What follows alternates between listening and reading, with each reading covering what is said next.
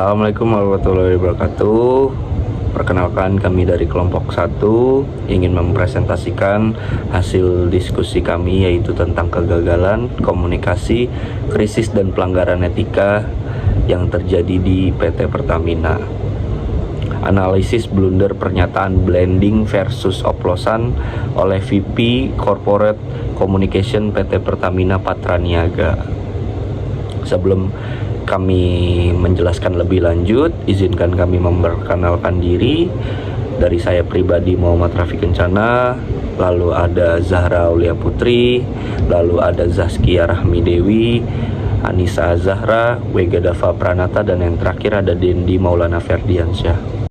Saya Anissa Zahra dengan NIM 44221357 yang akan membaca kronologi kasus. Kronologi kasus. Kasus ini berawal pada tanggal 25 Februari 2025, di mana Kejaksaan Agung mengungkapkan adanya dugaan korupsi di PT Pertamina Patraniaga. Kejaksaan Agung menyebutkan adanya 9 orang sebagai tersangka. Mereka diduga telah mengelola bahan bakar berkualitas rendah, yaitu RON 90, yang dimana dijual kembali sebagai Pertamax RON 92. Satu hari kemudian, pada tanggal 20 Februari 2025, Vice President Corporate Communication Pertamina, yaitu Bapak Fajar Joko Santoso, memberikan pernyataan yang memicu kontroversi. Bukannya mengakui adanya penyelewengan, justru membantah narasi oplosan dan menyebut praktik tersebut adalah sebagai teknik blending yang wajar. Pernyataan ini dianggap publik sebagai upaya pengaburan fakta di tengah kerugian konsumen yang nyata. Saya Zaskia Rahmi Dewi. Di sini saya akan melanjutkan pembahasan tentang identifikasi masalah. Fokus utama permasalahan terletak pada kesalahan strategi komunikasi atau communication strategy error. Pejabat humas yang memilih pendekatan penyangkalan atau denial saat krisis terjadi. Penggunaan kata blending untuk menggantikan oplosan bukan sekedar perbedaan bahasa, melainkan upaya pembingkaian informasi yang menyesatkan atau misleading framing. Untuk menghindari tanggung jawab, hal ini diperparah dengan absennya empati dalam pernyataan resmi. Perusahaan yang menunjukkan ketidakpekaan terhadap hak konsumen untuk mendapatkan informasi yang jujur dan transparan.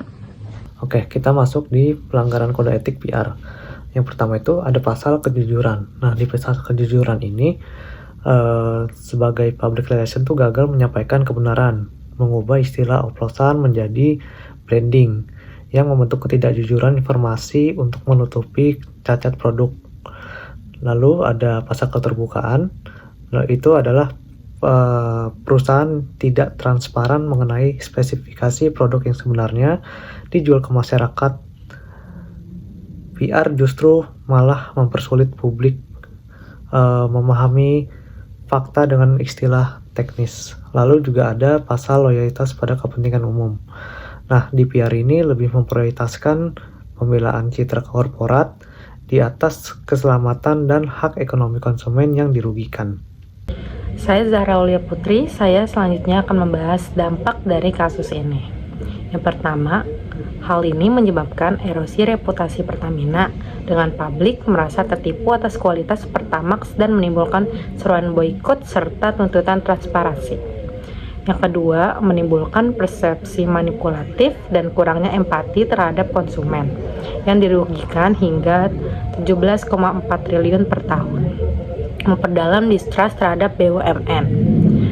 Dan yang terakhir itu, saham PT Pertamina dan anak usaha Pertamina turun 2,12% menjadi 925 per saham pasca pengungkapan kasus dengan market cap 37,98 triliun tertekan sentimen. Selanjutnya, upaya pemulihan reputasi. Pemulihan reputasi PT Pertamina Patraniaga harus dimulai dengan pengakuan kesalahan secara terbuka, permintaan maaf resmi kepada masyarakat atas kesalahan komunikasi dan kualitas produk perusahaan. Perlu menerapkan komunikasi yang transparan dan jujur dengan menjelaskan fakta secara sederhana dan mudah dipahami di publik. Selain itu, evaluasi internal terhadap fungsi public relation dan penguatan etika komunikasi krisis harus dilakukan agar kejadian serupa tidak terulang. Upaya ini perlu didukung dengan tindakan nyata, seperti perlindungan hak konsumen dan kerjasama penuh dengan aparat penegak hukum untuk memulihkan kepercayaan publik. Di kesimpulan yang terakhir, kasus pernyataan blending versus oplosan oleh VP Corporate Communication PT Pertamina Patraniaga menunjukkan bahwa kegagalan komunikasi krisis dapat memperparah dampak sebuah skandal korporasi. Strategi penyangkalannya adalah pembingkaian, istilah yang menyesatkan tapi tidak hanya melanggar prinsip kejujuran dan transparansi, tetapi juga bertentangan dengan kode etik public relation atau PR yang mengutamakan kepentingan publik. Alih-alih meredam krisis, pernyataan tersebut justru memicu emosi dan erosi kepercayaan masyarakat, memperkuat persepsi manipulasi, serta merusak reputasi perusahaan dan BUMN secara keseluruhan. Oleh karena itu, komunikasi krisis harus dipahami bukan sebagai alat defensif semata, melainkan sebagai sarana akuntabilitas dan tanggung jawab sosial. Keberhasilan pemulihan reputasi sangat bergantung pada keberanian perusahaan untuk bersikap jujur, empatik, dan konsisten antara pesan komunikasi dengan tindakan yang nyata. Sekian dari kelompok 1. Kurang lebihnya mohon maaf. Wassalamualaikum warahmatullahi wabarakatuh.